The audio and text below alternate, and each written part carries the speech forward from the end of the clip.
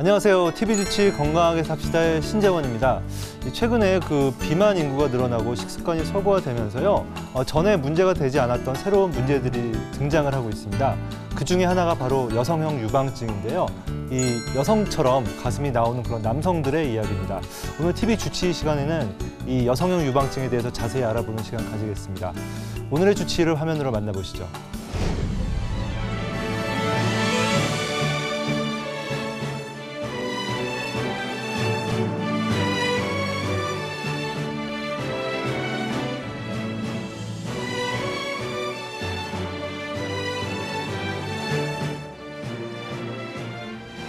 네, 선생님 안녕하세요. 네, 안녕하세요. 가정의학과 전문의 김상규입니다.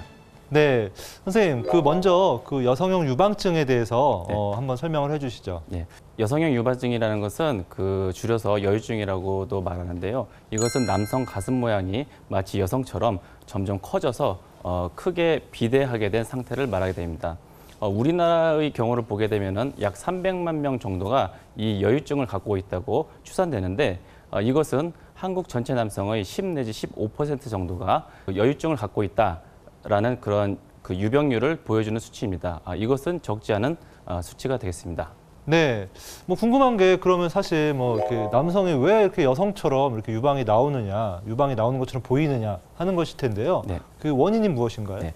여성형 유방증의 원인은 정말 많습니다. 그러나 그 중에서도 가장 대표적이고 중요한 원인은 에스트로겐, 여성 호르몬이라고 말할 수 있겠습니다. 남자 아이들이 사춘기를 거치면서 이 여성 호르몬이 비정상적으로 아주 많이 분비되어 있거나 아니면 이 여성 호르몬에 대해서 유선 속에 있는 그러한 여성 호르몬 수용체라는 것이 있는데요. 그것이 민감하게 반응하는 경우 이것들이 모여서 축적이 되어서 여유증이 되게 되는 것입니다. 이 밖에도 다른 원인이 있는데요. 갑상선 기능이 저하되어 있거나 신장 기능이 또 저하되어 있거나 또 간 기능이 심각하게 손상되어 있는 경우 그리고 체내 호르몬 균형이 깨진 상태에서는 이러한 여유증이 보일 수 있습니다. 그렇군요. 근데 제가 알기로는 비만도 좀 하나의 원인이 될 수가 있다고 하는데 예. 맞습니까? 네, 정확히 맞는 말씀입니다. 이 비만도 여성 호르몬과 함께 여유증을 일으키는 원인 중에 하나인데요. 특히 이 비만이 여성 호르몬과 만나게 되면은 폭발적으로 여유증이 생성되게 되는 것입니다.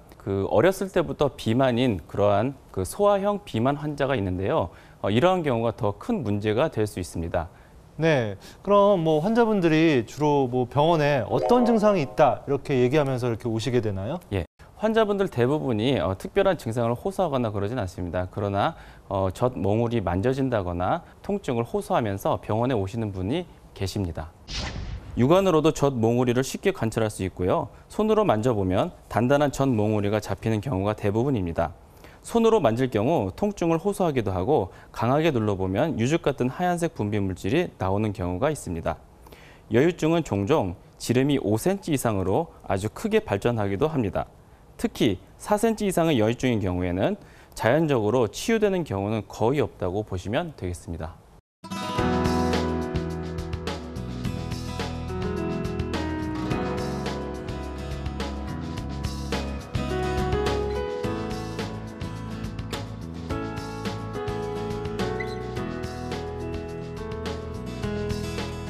선생님 그러면 이 환자마다 유형마다 좀 이렇게 수술하는 방법이 좀 달라지는 건가요?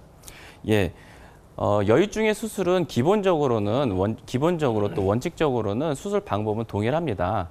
그러나 실제로 수술을 진행하다 보면 환자 개개인의 신체적인 조건도 다르고 체형도 다르기 때문에 그때그때 환자에 맞추어서 맞춤형으로 수술을 진행해야 되는 경우가 대부분입니다. 네, 수술 시간은 좀 얼마나 걸리는지 하고요. 마취는 좀 어떻게 하는지도 좀 말씀해 주시죠.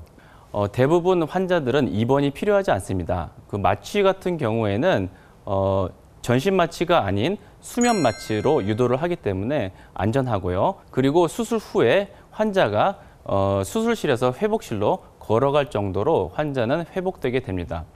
회복실에서 30분 정도 휴식을 취하면 바로 퇴원할 수 있겠습니다. 그리고 환자는 그 다음 날부터 일상생활로의 복귀가 가능합니다. 네, 제가 여기서 궁금증이 좀 드는 게 그러면 이게 어떤 여성 호르몬에 이런 거랑 좀 관련이 있다고 하면은 이 여성 호르몬을 좀 억제하는 이런 뭐 약물이나 이런 거에서 수술을 받지 않고 좀 치료하는 방법은 없나요? 여유증을 치료하는 약물은 아직 개발된 게 없습니다. 예, 그렇기 때문에 환자분들은 대부분 병원에 내원하셔서 수술을 받게 됩니다. 여기서 잠시 그 환자분의 이야기를 직접 한번 들어보도록 하겠습니다. 어렸을 때는 좀 많이 놀림 받았죠. 뭐 이렇게 여자들 그 속옷 입어라, 뭐 좀 창피하다, 아니면 보는 사람마다 이렇게 호기심에 한 번씩 이렇게 만져봐도 되냐, 뭐 이런 부분 때문에 가장 좀 힘들었습니다. 당당하게 그냥 대로 반대로 가슴을 좀 내밀고 다니고요. 아니면 이제 지금 여름철이기 때문에 이제 다음 주에 제가 휴가를 가는데 빨리 휴가 가서 좀 노출시키고 싶습니다. 네. 그럼 이 여유증을 좀 이렇게 완화시키거나 좀 예방할 수 있는 그런 방법이 있을까요? 예, 그 여유증을 예방시키기 위해서는 가장 중요한 것이 음주량을 줄이는 것입니다. 이 술은 그 자체가 고칼로리의 음식이기 때문에 이것은 여유증에 나쁜 영향을 미치고요.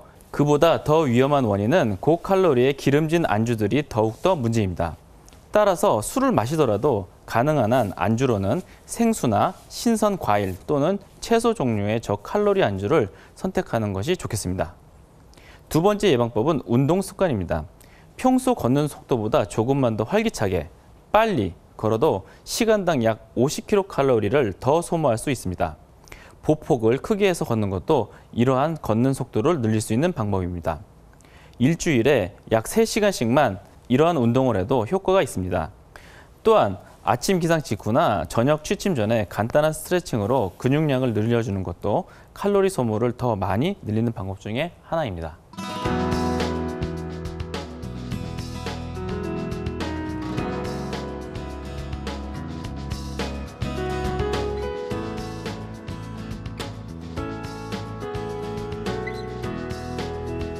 네, 사실 뭐 자신의 몸에 대해서 뭐 만족하고 살 수도 있지만 또 그 자신의 몸이 또 고민이신 분들도 있을 겁니다.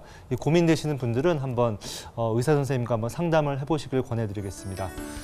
저희 TV주치 건강하게 삽시다의 문은 언제나 활짝 열려 있습니다. 아래 주소로 들어오셔서요 질문을 남겨주시면 저희가 답변을 해드리도록 하겠습니다. 오늘 도움 말씀 주신 분은 김상규 원장님이었습니다. 선생님 수고하셨습니다. 예, 고맙습니다.